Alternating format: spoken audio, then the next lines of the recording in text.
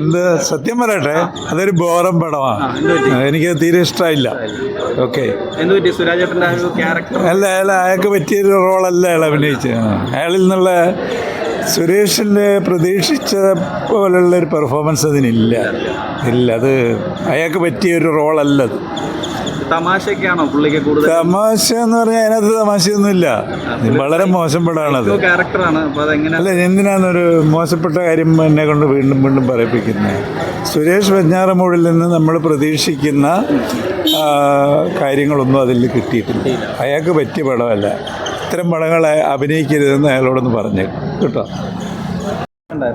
കുഴപ്പമില്ല, ഒരു average family ഫിലിമായിരുന്നു. ഞാൻ കുറെ എൻജോയ് ചെയ്തു. ഒരു ഡിഫറെൻ്റ് ആയിട്ട് ഒരു ആണ് കണ്ടത്.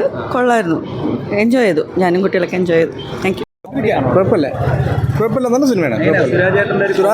നല്ല ഒരു വെറൈറ്റി അഭിനയമാണ്. നല്ല സ്മൂത്താണ് സിനിമ കേട്ടോ. കുഴപ്പമില്ല കേട്ടോ. ഓ, ഫാമിലി ഫുള്ളേരി കാണാൻ പറ്റും. ഓക്കെ, നല്ല സിനിമയാണ്. ഉണ്ട് ചിരിക്കാനുണ്ട്. ശരി, ഓക്കെ. അല്ല, എല്ലാവരും ഒക്കെ എല്ലാവർക്കും അത് പ്രോപ്പറായിട്ട് അഭിനയിച്ചിട്ടുണ്ട്. രസമുണ്ട്.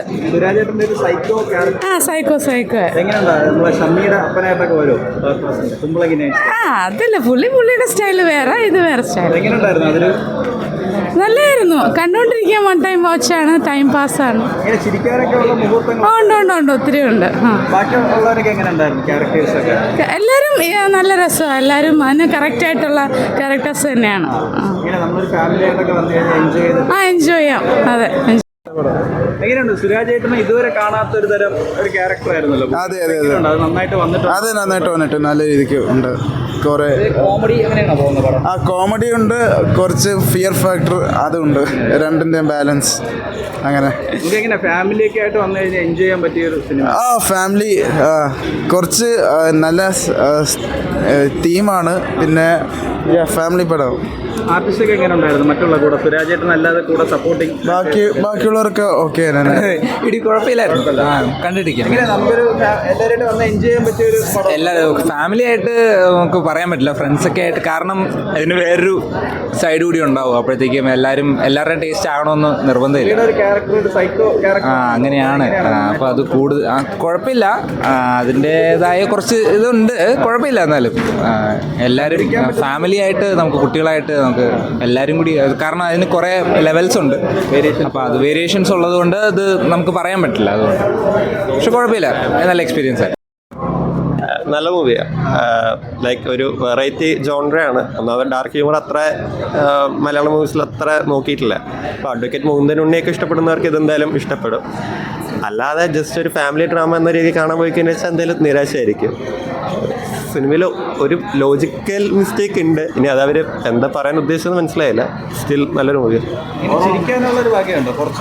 ഡാർക്ക് ഹ്യൂമർ നല്ല രീതിക്ക് എൻജോയ് ചെയ്ത് കാണാൻ പറ്റുന്നൊരു സംഭവം. അല്ലല്ല, അങ്ങനെ അതാ ഞാൻ പറഞ്ഞു. മറ്റേ അഡ്വക്കേറ്റ് മുകുന്ദൻ ഉണ്ണിയിലെ ആ സിനിമ കണ്ട് നമുക്ക് കൈയടിച്ച് ഇഷ്ടപ്പെടുന്നുണ്ടെങ്കിൽ ഇത് ഉറപ്പായിട്ട് ഇഷ്ടപ്പെടും. ഇത് അതിന് ഒരു വഴി മുന്നിൽ നിൽക്കുന്ന ഒരു സൈക്കോ തരുമോ?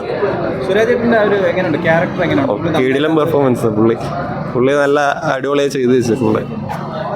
മ്യൂസിക്, അങ്കിത് മേനോൻ്റെ മ്യൂസിക്കും നല്ല രീതിക്ക് ഇമ്പാക്റ്റ് ചെയ്തിട്ടുണ്ട്. നല്ല സപ്പോർട്ടിങ് ആക്ടേഴ്സ് ഒക്കെ എങ്ങനെയുണ്ട്? ഷാം മോഹൻ അടക്കം നമ്മളെ പ്രേമലൂല് അവരൊക്കെ ഉണ്ടായിരുന്നു. അപ്പം അവരുടെയൊക്കെ ഉള്ള ഇവരുടെ പാരൻസ് ആയിട്ട് വരുന്ന സുധീർ കരമനയും പിന്നെ മറ്റേ ലേഡി ഉണ്ട്, നെയ്മ് ഓർമ്മയില്ല. അവരും നല്ല പെർഫോമൻസ്.